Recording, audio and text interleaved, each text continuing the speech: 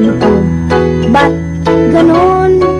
Hayaang buksan ang isipan.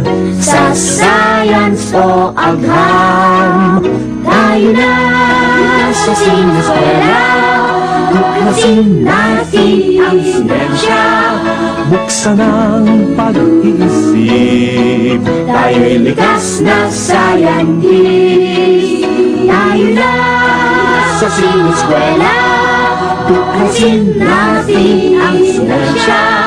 Kinabukasan ng ating bayan, siguradong makakamtan.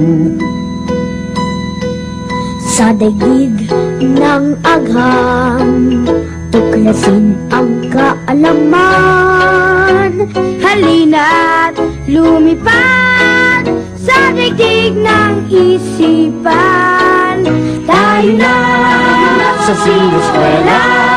Tuklasin natin ang siyensya. Buksan ang pag-iisip. Tayo'y likas na scientist. Tayo na sa sineskwela. Tuklasin natin ang siyensya. Kinabukasan ng ating bayan.